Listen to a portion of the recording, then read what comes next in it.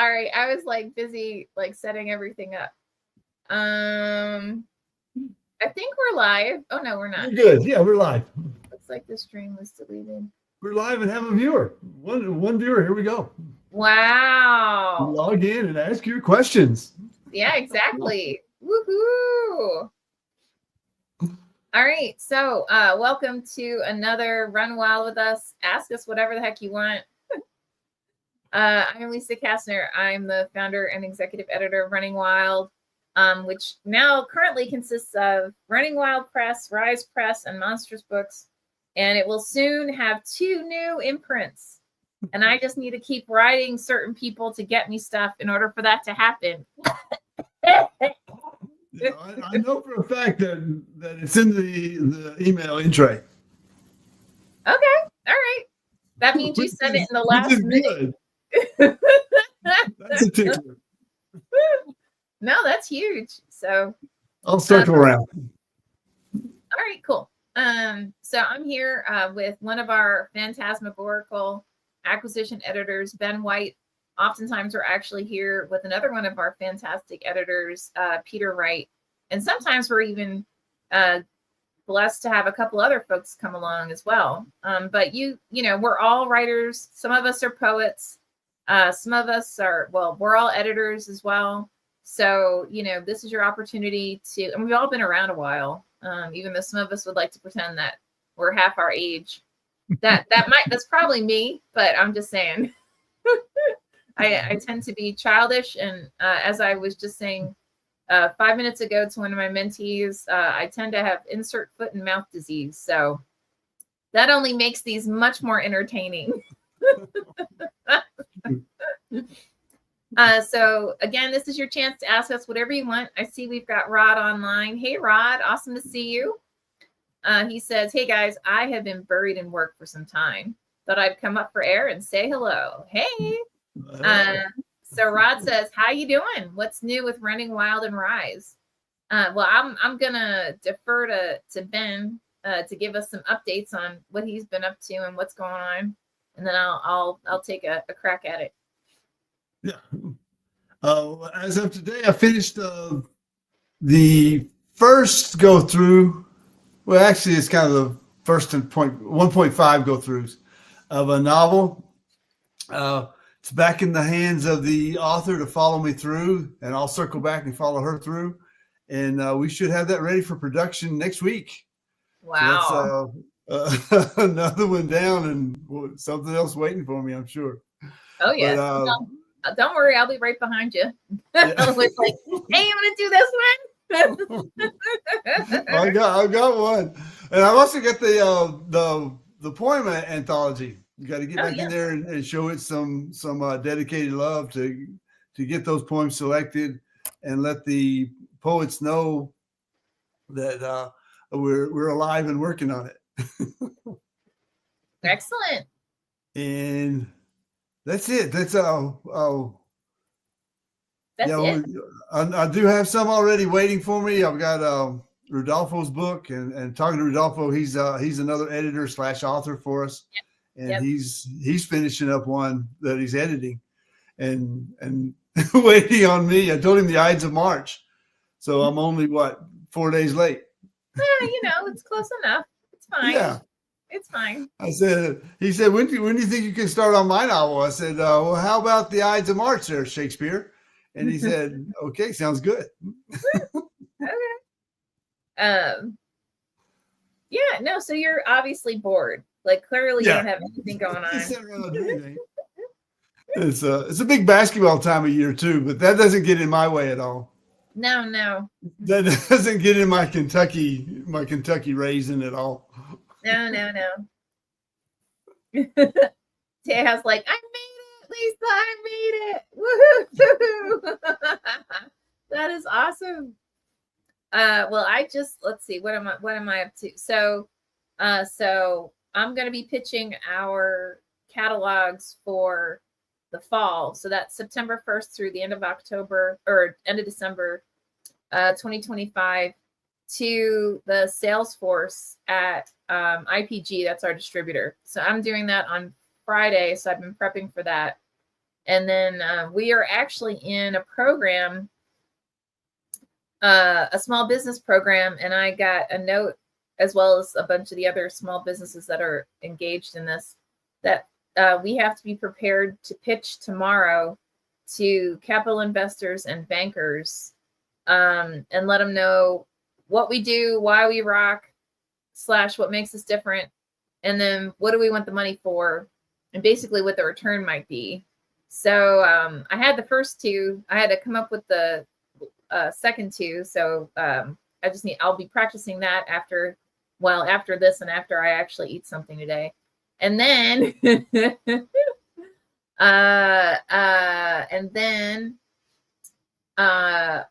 we kicked off our novella anthologies. So I kicked it off for both Running Wild and for Rises anthologies. And it was actually a really good conversation. Usually I schedule an hour, and typically they don't go an hour, like usually it's maybe a half hour, 45 minutes at that. And I think we actually went overtime. So lots of great questions. It was super cute because one guy started getting into a panic because, I was talking about the editing process and what we do and all that kind of stuff. And he says, well, this just occurred to me, but I thought when you accepted it, it meant that, like it was done, like it's good enough to, so, what am I going to expect from, that when you say you're going to edit it, right? Like what does that mean? And mind you, I'd already explained at least my standard process and all that. So what was, one of the other guys on the line, he's kind of like, okay, Lisa, I got this. And he says, so I was actually in one of the novella anthologies a couple of years ago, and Lisa was my editor. And he's like, dude, it's totally painless. Like, you're all good. Don't panic over this. Like it. Making suggestions. Yeah, I mean, well, and that's what I thought was funny is I'm like, I'd say all of our editors have a very similar process. We find a part and we make a suggestion, or we ask you, so why are you doing this here? Or what's the intent of this? Right. So more so you think more actively when you're going through it. And then we'll obviously do like some line edits, but we don't say, what the hell are you doing? Like that doesn't typically show up. Twice.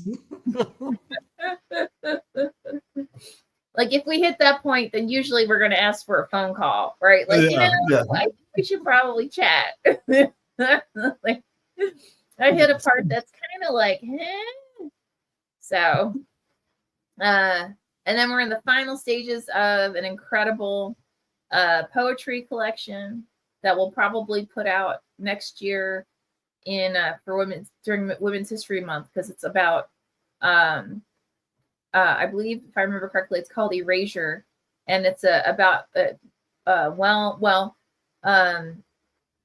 iconic women in history who have somewhat been erased from our society, and it uses words from their own books, their own poetry, their own stories to create the poems that then represent them, if that makes sense. So I'm really excited about it. It is freaking amazing. It is really, really, really amazing. So I can't wait to get that out to everyone.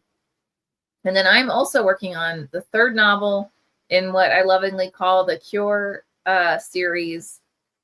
This one's called War Dogs. Somehow when I came up with that title, everyone and their mother was like, yes, that's it. That's the title. And I was like, okay, you don't even know what the story's about, but we'll just go for it. Right.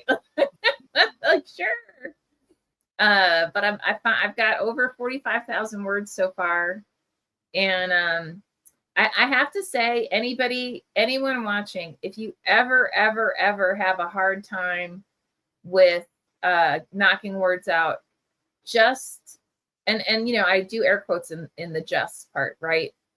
Set aside an hour a day at a time that you'll be able to keep it. So like for me, that's, I get up, I work out, and then I sit down and I write for an hour, and then I shower and I go to work and all that kind of thing. because I know that if I do it in the early morning hours, I'm not going to be brain dead enough. Not that I'm not brain dead-ish, but I'm less brain dead than when it's after a full day of work and I've already dealt with 500 other things, right? So, just figure out what that looks like for you and just keep that, right? And, even if you feel like you've written enough, like let's say you book out an hour, even if you feel like you've written enough and you still got a half hour left, keep going, right? Don't waste that time that you've dedicated to yourself. Because I also know I'm infamous for that as well. Like I'm like, ooh, all right, I hit the magic number. And I'm like, no, like I have to basically talk myself back into it. So again, don't let yourself out of it. Like, keep your promises to yourself, if that makes sense. Oh, Rod says, following your examples, I'm working on 9 books at the moment. I think you're probably overproductive because that's a lot, man. My example. And then Rod says, I am going a little insane, but that will just improve my overall personality, right? I'm not going there. I'm just going to leave that alone. I don't know if Ben has a comment, but I'm just going to nope. You're saying, insane or sane. Well, since you're already insane, I guess it would make you sane. It's not really a choice. No, it's not a balanced choice between the two. And then the alternative. Taz, isn't War Dogs Todd Phillips movie? I don't remember if it's the exact title. Oh, I know the title's been used elsewhere in other things because there actually are war dogs. I mean, that's all. It's just taken from real life. Yeah, but it's not based on that movie, if that's what you're asking. So no. I get. Let's just say I find my own little pocket of weirdness that I pursue. So. Well, it just makes sense to go from Cure to Family Pack to War Dogs. It's a natural progression. Obviously, duh. Yeah. War Cats. Yeah, Dan says you should do War Cats. We could somehow make that I'm working work. on War Cats. Yeah. I'm working on it. Yeah, see, there you go. He's working on it. As of right now, though, I just got that idea. There you go. Sure, why not? Oh, and I will be at WonderCon not this coming weekend, but the subsequent weekend. Rod's like, how about Puppies of War? We could do Puppies of War. I can guarantee you there are puppies involved in this. In War Dogs, I can absolutely guarantee that. They may not be driving anything, but oh no, wait. Yeah, they get into a lot of trouble. So anyway, but yes.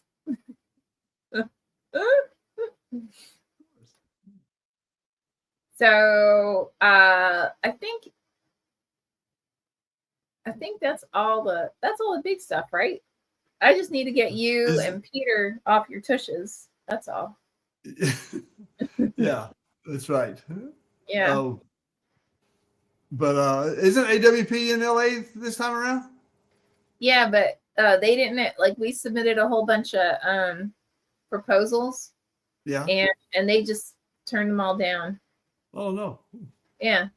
And then another a friend of mine who runs Woodhall Press, they had sent in a bunch of proposals. They got turned down, but they were going to have a table, and he asked if I wanted to share the table. And at first I was like, yeah, sure, why not, but I'm not sure that they're actually going to come now.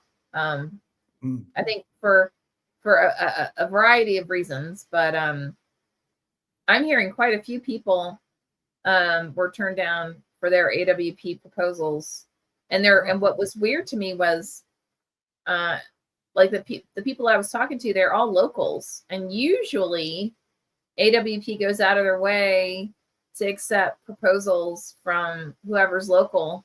Yeah. And it actually almost sounds like the reverse happened. They accepted like everyone who was out of town, and a couple people who were local. And the proposals that were accepted by the people who were local were like it was like really pedantic, right? Like, come see our editor panel, versus, hey, here's a panel of really well-known historical fiction women writers to talk about, like women in the modern world and their influence on the society or something like that, which to me is much more interesting than, hey, here's a broad general, a bunch of editors, ta-da! But we do that every Wednesday night. Pretty much. Like, so what? So, but yeah, no, I'm not going and WonderCon, I'm speaking on Friday, Saturday, and Sunday. So, wow. Teha asks, did you ever lie in pitch meetings? You want to go?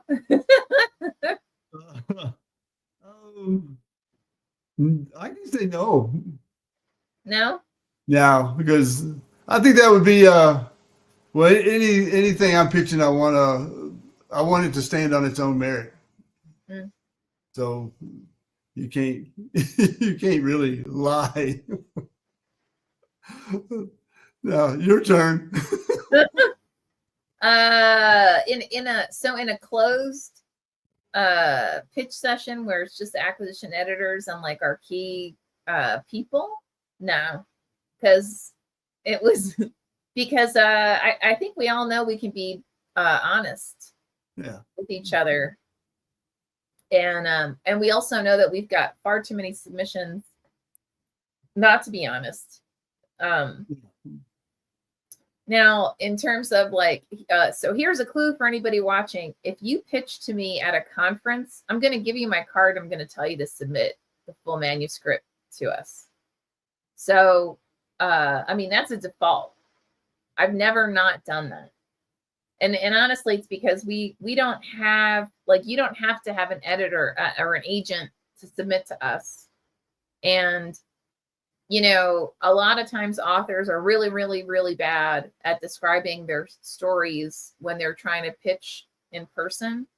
So I figure benefit of the doubt, here's the card. And then that way too, you actually get the benefit of it being assessed by the full team instead of just me sitting with you, one-on-one. I think so I don't have to lie is basically my point, right? Like you're gonna get invited to submit your work anyway. So there's no point, there's no reason to lie. When there might be a tendency to try to exaggerate what you'll do for marketing because you really don't know. You're trying to have a future vision of what you'll be able to do when the book comes out. So, but that's still not really a lie. It's just best guess. I mean, honestly, I usually stick to the things I know we're going to do. Yeah. And then I always recommend the author to get a publicist, and I'm happy to pass along some publicist names that we have, some folks we've worked with before and we know are pretty good. So, but other than that, I know you're right. I mean, and honestly, I think too, I've actually noticed a lot more recently, sometimes authors, they've either been published with other small presses that were really just using like Ingram Spark or what was it, Kindle Ink or something like that.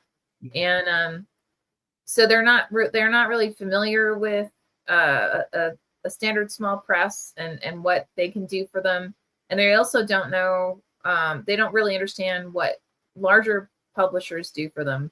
So, they're just coming at it from whatever they've read online.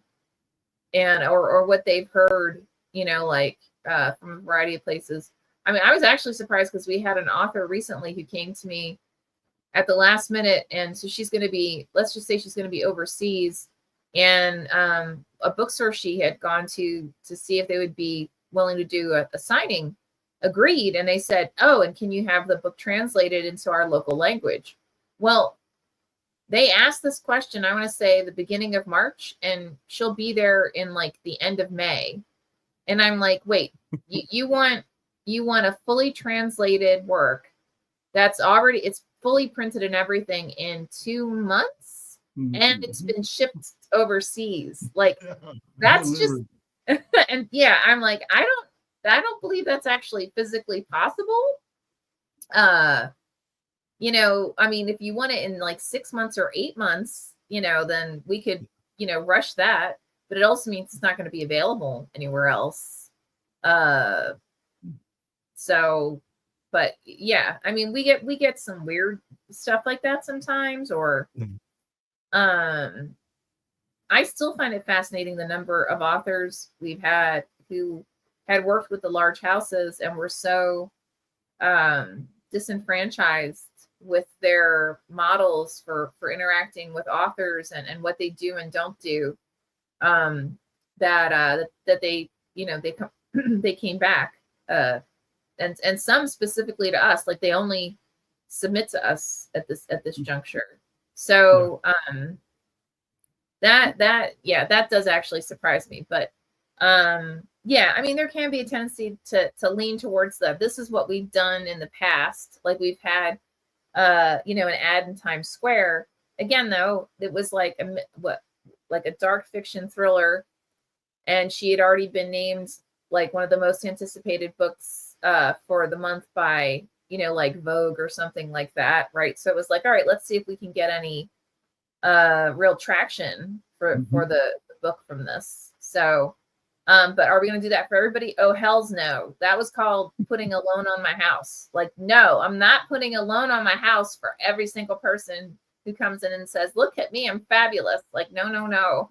Like, you've got to have some meat behind it, So let's see.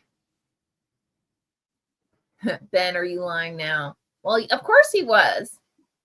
Yeah. Were my lips moving? Let's see. So Tia asks, what do you think authors should do to improve their pitch meeting skills?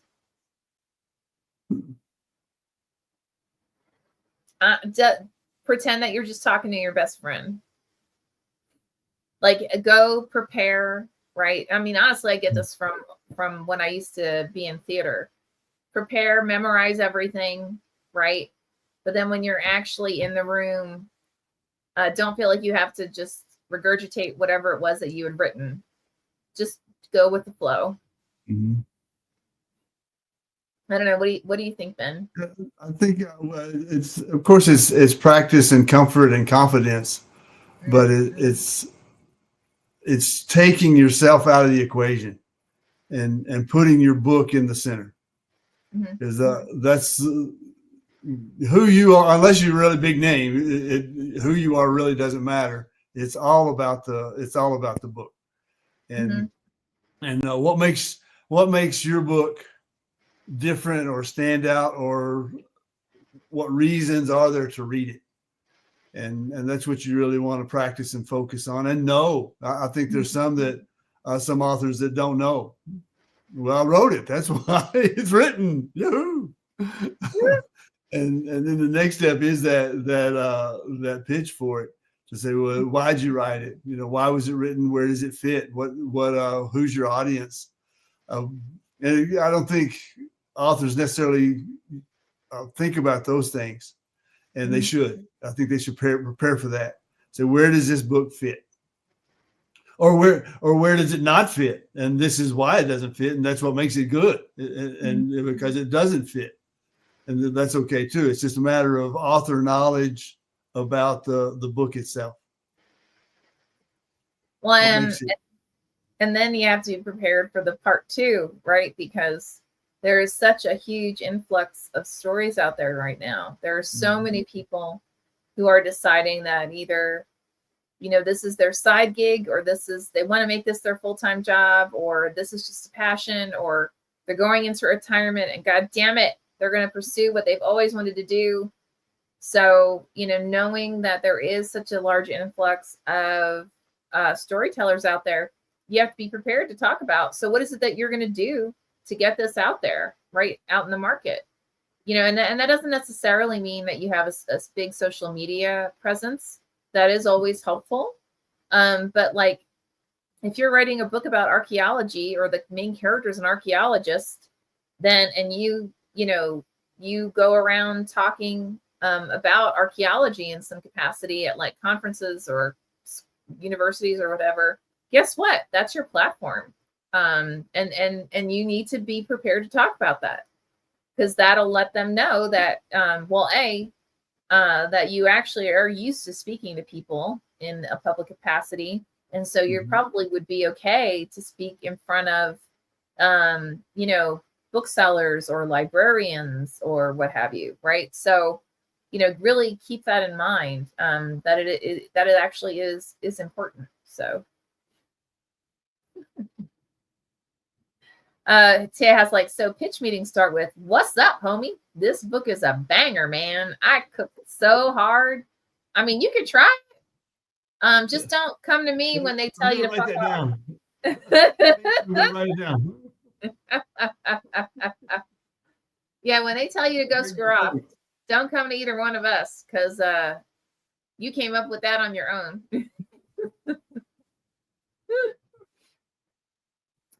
Taz, like, so the movie industry is doing very badly these past few months. I haven't been to a theater in months.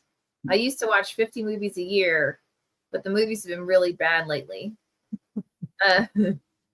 Ben's pitch meetings are for war cats. Yeah. Hey, you gotta go. I'm all set.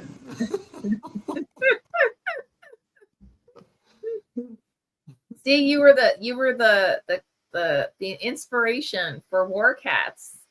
Yeah. So you'll definitely get a mention, right?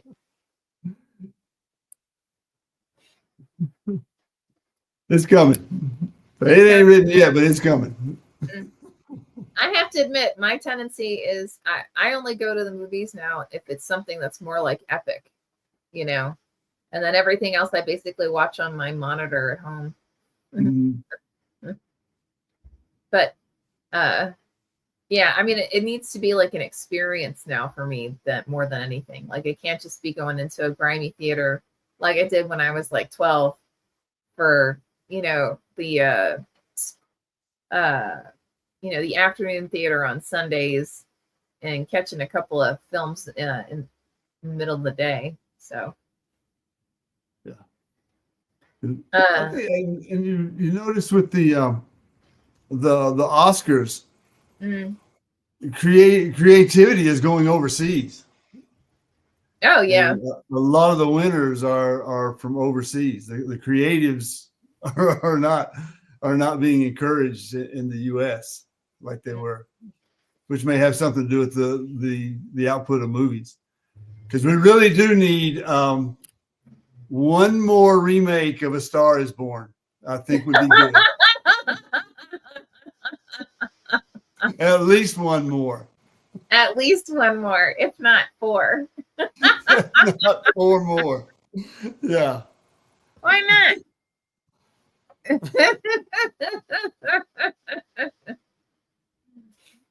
The Star Is Born starring War Cats. There you go. So you just use the structure of A Star Is Born, and then War Cats. and use War Cats. There you go. Oh, that's my other project. So I was dared, oh my gosh, I'm going to say like 3 years ago, back when I wrote Cure, I was dared to take the structure of Dune and write a whole new series based on it, but with female protagonists. Because it is it's a very male dominated society. That said, it also has, it actually does have some really strong female characters in it, but they're more secondary. So anyway, so I'm listening to Dune right now whenever I go for my walks and stuff to kind of get re-in-tuned to that world and prepare me for when I do the unheard of and write all these comments on my paperback book of the original Dune by Frank Herbert. So send your hate mail in now. But I think it's also that kind of challenge, though, is great to have in your back pocket for those times when you don't know what to write about. Oh, yeah. Because it keeps you writing and thinking. Yeah. And whether you write it or not, you're thinking about it when you walk along. And that's the creative mindfulness that helps you get through and put pen to paper or fingertips to keyboard. Oh yeah. Well, and it's the challenge of it too, because it forces you to then say, okay, like, how did he do this? Like, how was this structured? How did he accomplish this to have, because Frank Herbert actually uses multiple points of view throughout it. And at some points, he actually kind of flows between sentient, like omniscient, and it's interesting what he does in lieu of omniscient.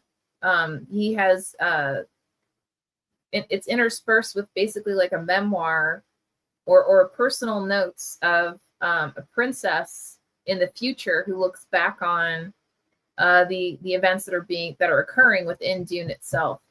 And so it's a really cool way that if you want to learn, honestly, if you want to learn how to write and you want to learn technique, pick one of your favorite books and take a challenge like that. Like I dare everybody who's watching, pick one of your absolute favorite books that you're like, oh my God, how did he or she do that?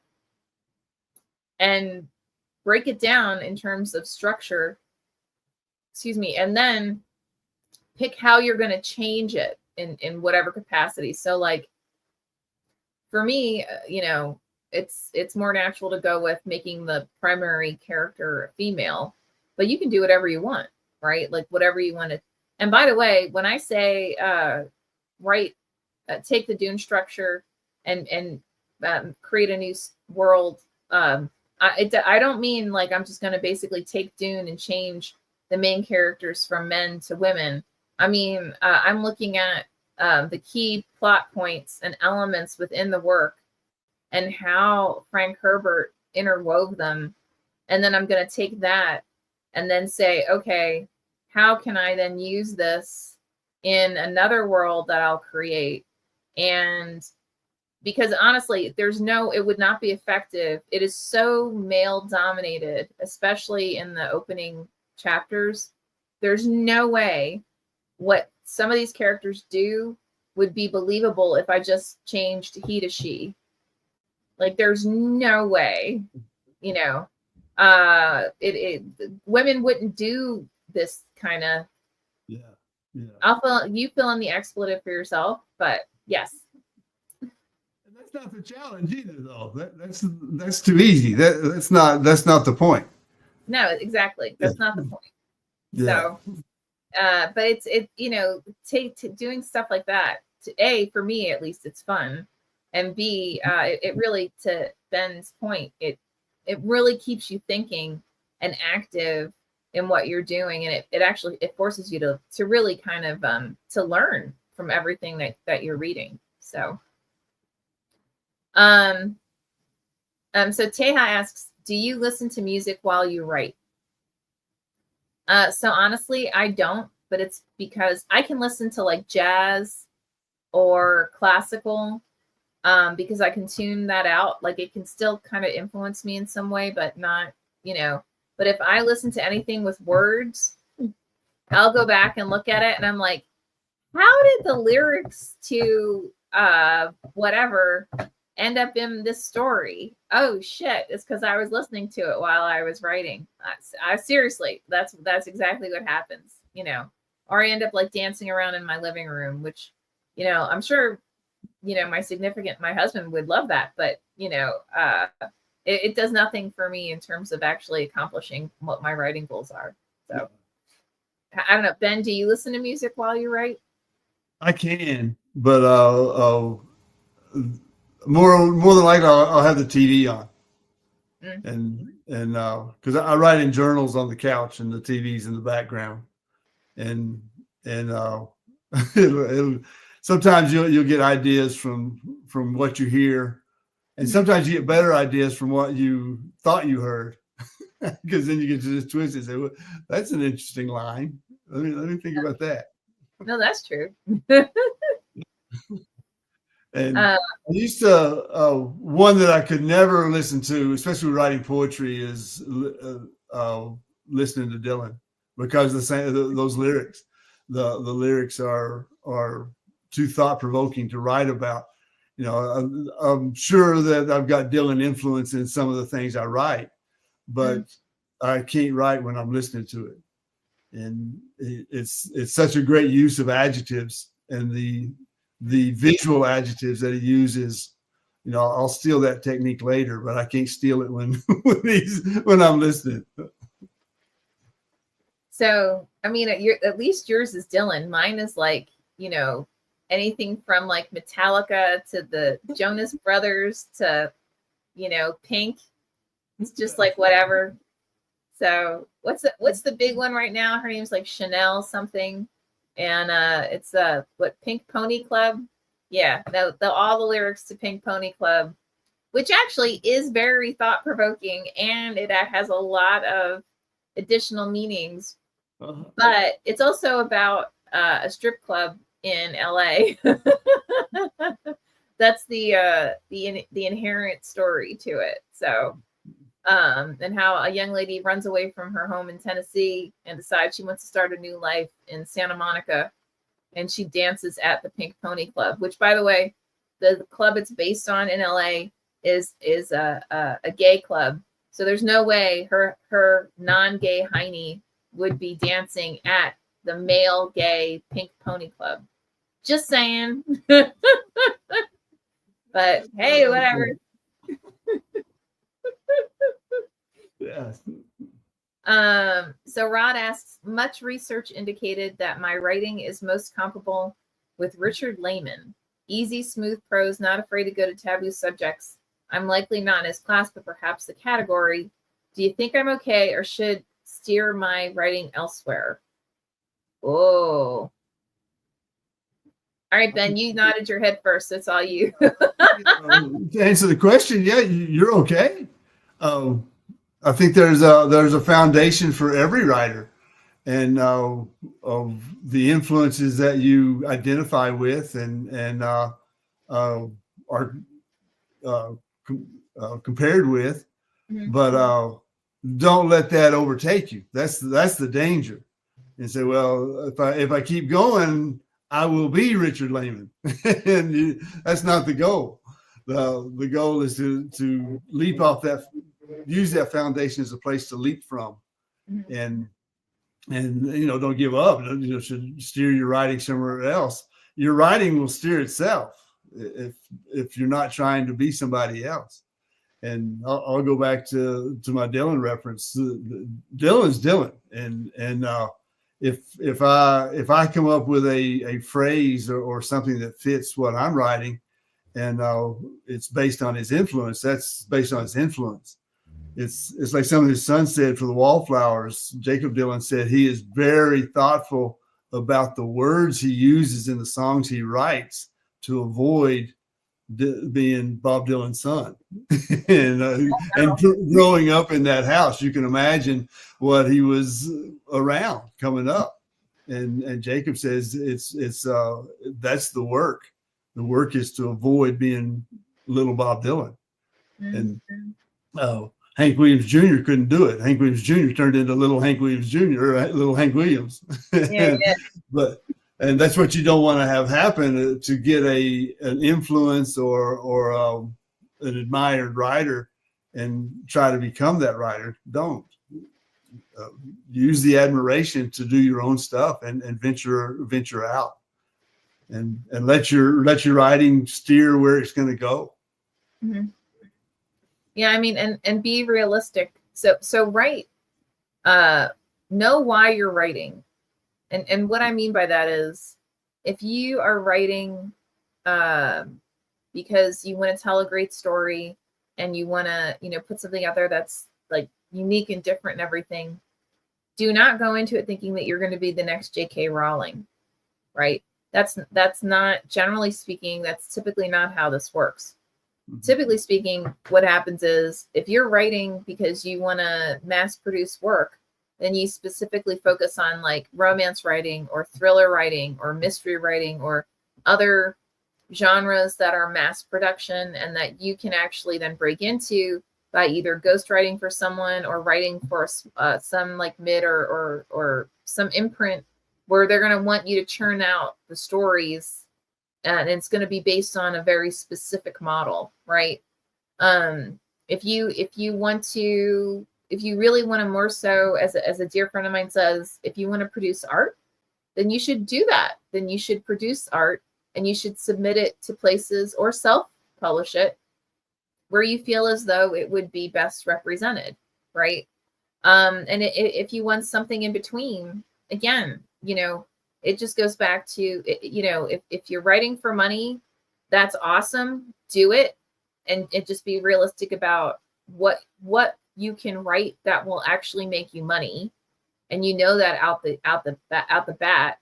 And if you're writing for the passion of writing and to tell an amazing story and to use craft, then that may not be the same thing, right?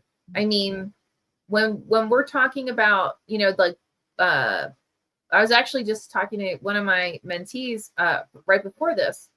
And, I mentioned that, I'd met Joyce Carol Oates and I thought she was an absolutely amazing human being, brilliant writer, and she didn't start off being Joyce Carol Oates, right? She started off being a more literary writer and really struggling to get to where she is today, where she's considered, at least in my mind, iconic, right? So, and you're going to find that that's true for a lot of the authors who are considered groundbreaking, is they almost all have these backstories of really working their butts off and just staying with it to get to where they are now. And almost every single one of them will tell you the same thing. They had no idea they were going to break through when they did, right? It just, it felt like it just happened, right? But again, it's just, know why you're writing, what your intent is with it, and be realistic about it. Now, that said, Rod, if someone comes to you from like a Simon & Schuster or a Penguin or something, they're like, oh my God, Rod, we love your writing. We want to publish it. Dude, go for it, and see what happens. I think the worst thing that you can ever say is no. And or to listen to that gut of that self-doubt, that inner doubt that you have, that we all have, right? Just keep going for it. So you reminded me of like when Prince first started, the music industry wanted him to one, get out of Minneapolis, and two, be a Michael Jackson. And he played along until he had his name out there, and then he did Purple Rain, and that's what he wanted to do, and that's where he saw himself going. But he had to play the game a little bit. But after a while, it was his work and his startup that was making $36 million a year. Right. Yeah. And honestly, every single artist I know who's a public figure or a semi-public figure, I mean, obviously we're not all Prince, but they have a similar story where like you go along with it so that your name's out there, so people know who you are and they're aware of what you bring to the table. And then there comes a point where, you can actually, you can command certain things, or you can make certain demands. So, okay, this is completely irrelevant, but Ben, do you know how to play guitar? That's not irrelevant at all. It's funny because in the Coast Guard, I worked for a guy who played the banjo, Oh, and cool. I wrote a song for him because he would just anytime he got a chance he'd play his banjo and sing. So I gave him a song called "If Ho Chi Minh Had Been a Texan." and, he played it and people loved it. So I said, well, maybe I should learn how to play the banjo. So I'll get him to teach me to play the banjo. And it ended up where he said, Ben, you are a banjo moron. So the answer to your question, Dale, is no. That's awesome. I had my oldest brother was a musician and a PhD in music theory. When Good it Lord. got down to me, I didn't get a bit of it. But thanks for asking. It was a nice trip down memory lane with Ho Chi Minh. If Ho Chi Minh had been a Texan. You know, I want to see that now, right? Like, Yeah, it was to the tune of either the Wabash Cannonball or the Yellow Rose of Texas. Either one fit. They're close anyway. but custom written for a banjo.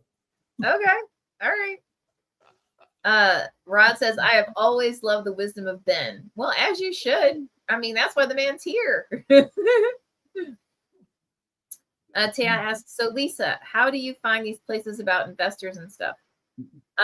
Believe it or not, so in part, at first I would just get things would be forwarded to me by other people, not necessarily in the publishing industry, but those who had small businesses and like we were friends. They were like, hey, you may want to check this out, that kind of thing. And then if you are a small business owner, sorry, I'm going to look this up real fast if that's okay. For publishers, a great resource is IBPA. I think that's right. Yeah, IBPA-online.org. It's the Independent Book Publishers Association, and they are amazing in terms of not just knowledge, but resources that they can make available to you. There is also a small business organization, which of course this is going to show me the Small Business Administration for the government, that I'm sure they don't do anything anymore based on certain activities. But there is there are a couple of different sites that they follow like different funding and different like small business programs, because during COVID, actually, there were quite a few organizations that popped up to support small businesses, because so many small businesses were going out of business. And their objective was basically to teach the businesses, how to stabilize, how to, anything from financials to people to sales and marketing, and like who to go to get funding, all of that kind of stuff. And for all of the ones that actually I've been a part of, I had to submit a proposal, tell them why, we deserve to be there. And then most recently I was in 2 programs. One of them, it recently finished.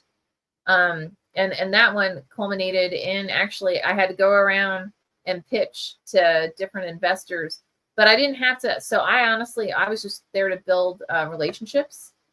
So I just let them know who we are and what we do and where we're going. And then I got some feedback from them on like, so, when I am ready to, go for funding, what's the best thing that you've seen, right? Like what would make sense for me to do? So I got some great feedback on that. And then this program that I'm in, I think it's through July or August, something like that. So for that one, actually, so tomorrow I'll go to a class, and it's actually through the Urban League. So if anyone's watching, if you have a small business, look up the Intuit, INTUIT Ideas program through the Los Angeles Urban League or the Philadelphia Urban League, or I want to say the Seattle Urban League. And so if you are an owner of a business and you're considered like a minority, so that, you know, I'm there because I'm female. There aren't that many female small business owners out there. And so I had to fill out a proposal, I had to pitch, and then I actually had to do a recording of what made us different and why are we important. And I think I terrified the poor guy because I actually was like, well, you know, maybe we shouldn't be there. And he was like, Lisa, all you have to do is it's a 2-minute video. Like, I will call you on Zoom and I'll just record you talking, right? And I was like, well, okay, all right. You know, because I was traveling a lot. And at that point, I was actually at the sales conference for our distributor. And I get on the call and you know, so he's like, okay, I'm going to start recording. And so just introduce yourself and then explain, you know, Running Wild and Rise and like why you're important, why we should have you in the program. And I was so tired. Like, mind you, I've told people like, you know, Running Wild exists because I knew so many amazing authors who just could not get published and it didn't make any sense.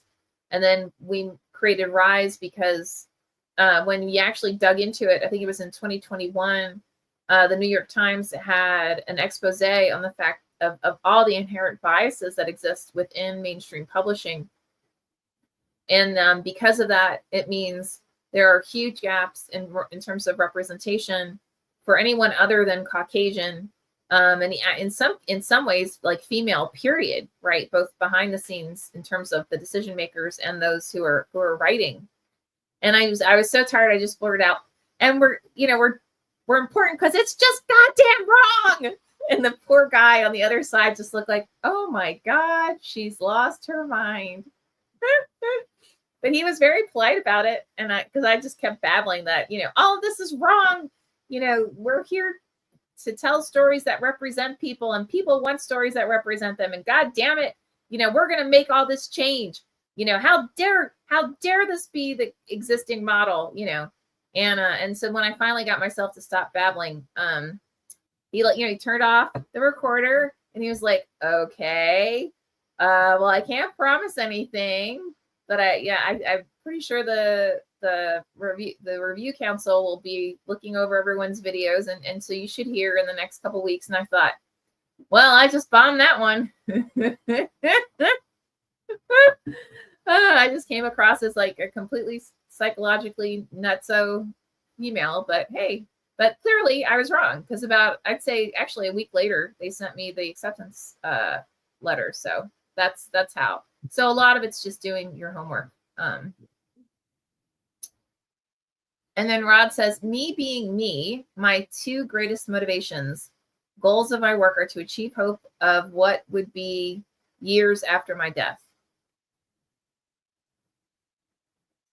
I only got one there, Ron. I only got one. Did I miss something? I feel like I missed something. So you want to be remembered, basically. That's cool. I think a lot of people who approach us who write memoirs, I know that's their purpose, is they want to be long remembered. So, like I'm always impressed by the people you don't know, the work of the people you don't know. Mm-hmm. And when they pass and the people you do know say, this guy was good. And whether it's a songwriter or I'm thinking of right now, Hoyt Axton. Mm-hmm. There's a story. Hoyt Axton wrote a lot of songs for Three Dog Night in the 70s. Oh, and, wow. One of them was Jeremiah Was a Bullfrog. And he took it to him and he said, you know, the words are just, listen to the music. I'll change the words for you. But the words just fit the music, and to sell it to you, I'll sing it. But these words they're not in stone. I'll change these words. Do you like the music? And Three Dog Night said, we love the music and don't change a word. Oh, wow. Jeremiah Was a Bullfrog. And Wow. That was just like a placeholder. But you hear those stories of the people who aren't as famous. So Hoyt actually did get a little fame of his own. But for the most part, he was just one of those club player songwriters that made a living and made a living for a lot of other people. And I think that's just a good way to be a creative. You don't need the spotlight. You just need your work to be appreciated. Yeah. And with that, I mean, so you just have to get it out there, Yeah. And that's in a lot of ways. And it's, it's funny like this. I learned this from one of my mentors in my corporate career. He's like, don't assume people know who you are or what you've done. You have to be willing to, I mean, not brag, but let people know like, hey, I've got this, I'd love it if you check it out. Like that's not a brag. That's just letting them know it's available. Yeah. So, and the same thing with like, let's pretend Ben's a brilliant banjo player, right? Like he can tell people that he plays banjo. Like there's nothing wrong with that. Only in a pitch when I'm going to lie, because I lie in a pitch anyway. So yes, I am. Yes, damn it. But you've got to be willing to, and honestly, I still struggle with this now. Like when I meet people, I was giving away books for Christmas as in like gift bags. And I was at a hotel and I had a bunch of gift bags left, and I went to the front desk and I was like, hey, I have all these gift bags and I'd love it like if the staff, just like a thank you for having us kind of thing. Yeah. And one of them says, did you write these? And I was like, well, I wrote some of them. And she's like, oh my God, will you sign it? And I thought, she's got to be fucking with me. Like, why should she care? She doesn't know me from Jane, right? Like I'm, but like she was really excited at the idea of having, met an author in person and was really stoked to read the story. So, don't when you have that self-doubt, don't second guess yourself and make yourself not do something because you're not sure, just do it, so. Rod says, really enjoyed being here tonight. I've missed chatting with you guys. If you ever want an insane fellow as a guest, just let me know. Well, we may take you up on that on a different live stream. So, you better be careful what you ask for, young man. Rod says 100 years from now, someone reads one of my books and says, hey, that was really good. And my tiny house is still helping writers much in the same way as Running Wild and Rise. That's awesome. There's the other goal. Now we have 2 goals. Now we've got 2 goals. Yeah, there you go. Nice, Rod. Yeah, that was perfect. All right, guys, we've only got a minute left. So as always, thank you for joining us. If you are joining us or you're watching this, and it's not between 5 and 6 p.m. on a Wednesday, so you're watching the recording, just go ahead and put your question into the comments section because we always check during the week, and we'll just address your questions in the next session. So with that, again, thank you, Rod, Teha. Thank you, Teha, for being here. As always, Ben is Ben. Have you officially changed your name yet so that you have the exclamation point at the end or no? I'm working on just the one name. Ben. Yeah. We'll make it happen. All right. Awesome. Well, thank you guys. And we will see you this time next week. Bye-bye.